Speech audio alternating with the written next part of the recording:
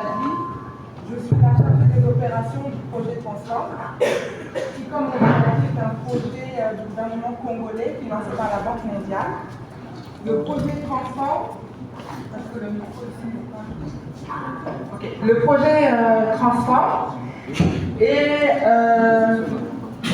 le projet qui est né après le PADEM-PME. Donc, il est venu mettre à l'échelle le projet PADEM-PME que je pense que la plupart des structures ont connu.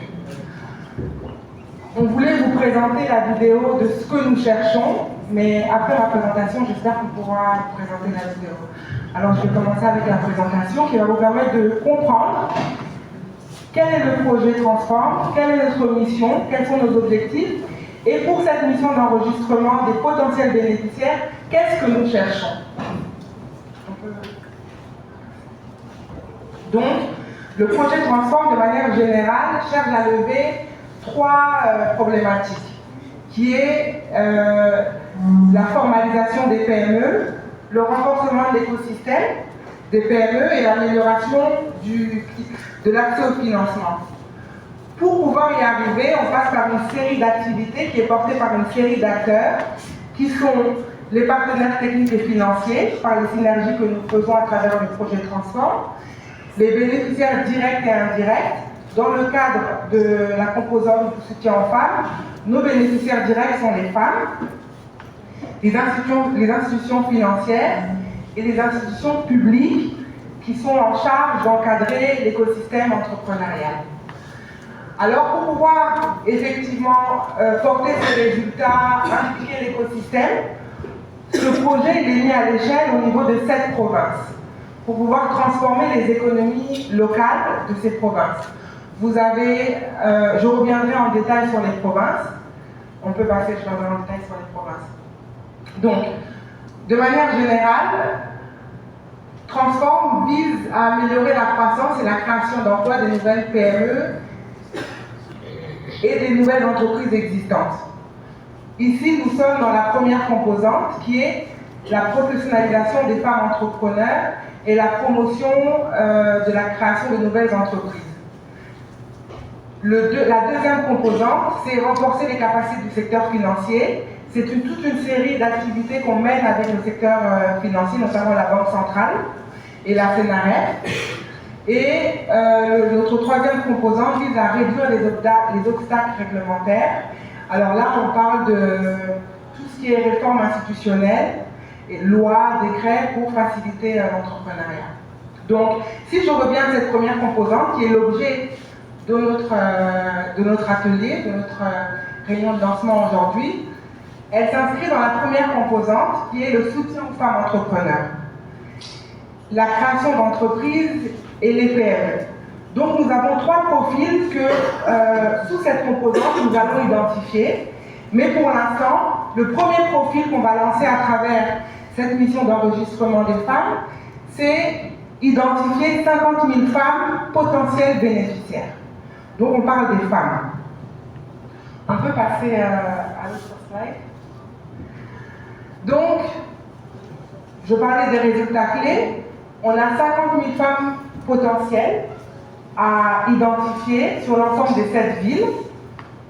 On va impliquer les 7 écosystèmes. Quand on parle d'implication d'écosystèmes, on parle des structures locales d'encadrement, qu'elles soient formelles ou informelles, mais toutes ces structures qui encadrent les femmes, pour qu'elles soient notre point d'information. Et nous recherchons 30% d'activités à résilience climatique. Je reviendrai sur la définition de la résilience climatique. Donc, pour les villes de Kinshasa, nous recherchons 10 000 femmes. Pour Matadi, nous recherchons 5 000 femmes, Goma 5 000 femmes, Kananga 7 500 femmes, Bujimal 7 500 femmes, Bukavu 7 500, Bunia 7 500. Donc, voici le profilage des concepts clés. Qui sont nos potentiels bénéficiaires? Ce sont des femmes, des entrepreneurs, qui ont plus de 18 ans, donc majeurs, qui ont une activité micro-entrepreneuriale, existante et en capacité de le prouver. On pourra passer à une série de questions. Quand on parle de la capacité à prouver son activité, ce n'est pas une activité en démarrage. Ce n'est pas une activité qui attend une subvention pour pouvoir démarrer. C'est une activité, aussi micro qu'elle soit, qui existe, qui est établie et qui aurait besoin d'un coup de pouce pour pouvoir aller plus loin. Il faut que cette femme appartienne à un réseau d'encadrement. Parce que sous l'ancien projet, les structures avaient eu le sentiment d'avoir été délaissées. Et donc pour nous, c'est une manière de dire que nous allons encadrer les femmes, que ces structures encadrent, pour aussi donner du poids au travail qui est fait au quotidien par les structures d'encadrement. Il faut absolument que cette femme, qui a plus de 18 ans, qui a une activité micro-entrepreneuriale existante, qui appartient à un réseau, soit établie dans une des villes du projet. Donc il faut qu'elle soit établie dans la ville du projet et que son activité aussi soit établie dans la ville du projet. Il faut exercer dans les secteurs du projet, je vais revenir en détail sur les secteurs du projet, et ne pas avoir déjà reçu une subvention, pas d'PME de la Banque mondiale. Si vous avez déjà reçu la subvention du soutien aux femmes, sous pas d'PME, on pourra vous retrouver sur les autres appels qu'on va lancer, mais pour cet appel, ça ne sera pas possible. Donc, les acteurs de l'écosystème, on va travailler avec toutes les structures, qu'elles soient formelles ou informelles, associations, réseau des femmes, fêtières, incubateurs, accélérateurs, tous les types de structures pouvant nous permettre de pouvoir identifier ces 10 000 femmes qu'on cherche à Kinshasa. Alors, les secteurs d'activité. Donc, on a 3 secteurs d'activité, mais je pense qu'on peut considérer l'économie verte comme un secteur à part entière. Donc, nous avons l'agrotransformation. Alors là, ça reprend tout ce qui est la transformation des fruits, des légumes, la fabrication des jus, la fabrication des dérivés des céréales. On a mis manioc, maïs, les condiments, celles qui préparent les chips, les dérivés de fruits, les légumes séchés, le fumage, la salaison. La liste est longue, mais on va donner à toutes les structures cette liste-là pour qu'elles puissent avoir un référentiel. Mais ces listes-là ne sont pas exhaustives. Vous avez les services à valeur ajoutée, donc la coupe et couture, la production des meubles, la boulangerie, la pâtisserie, la production d'eau, la savonnerie, la production des textiles, l'imprimerie, la papeterie, la fabrication des produits pharmaceutiques naturels, le textile, les chaussures. Et vous avez l'industrie légère, qui sont les restaurants, qu'on peut appeler Maléwa, services traiteurs, salons de coiffure, gestion des déchets, foyer amélioré, cordonnerie, briqueterie. Donc, tout ce qui est commerce général, vente, import-export, ce sont des secteurs qui sont exclus en fait. On cherche les secteurs de transformation, les activités de transformation, de production. Et on cherche les projets à capacité d'innovation en fait. Et à résilience climatique. Et on peut passer sur la prochaine slide. Donc voilà, le projet recherche 30% d'activités sensibles à l'environnement. Cela veut dire éco-responsable. Donc, si vous avez parmi vous des femmes qui travaillent dans la gestion des déchets, dans la transformation des déchets en produits agricoles, transformation et gestion des plastiques, foyer amélioré, briqueterie, fumier, production des semences, ou des femmes qui font de la transformation, mais qui ont une activité ou un processus qui prend en compte effectivement le climat, ce qui est résilience. Alors là, ce sont des femmes qu'il faut encourager à venir se missionner. Donc, nos villes d'intervention. Comme je vous l'ai dit, on a 7 villes d'intervention sur le projet et il faut habiter dans cette ville et il faut avoir son activité dans cette ville. Pour Kinshasa, votre point d'entrée, c'est l'antenne provinciale de Kinshasa, qui est représentée par Madame Mimi, qui, elle, sera votre point de contact pour recevoir les listes. Merci. Donc, les éléments clés à prendre en compte, comme je l'ai dit, le commerce général, c'est exclu, les ventes, c'est exclu, l'import-export est exclu, l'agriculture est exclue, l'élevage et l'agroforesterie aussi est exclu. Et donc, toutes les potentiels bénéficiaires sont celles qui correspondent aux critères minimums d'entrée.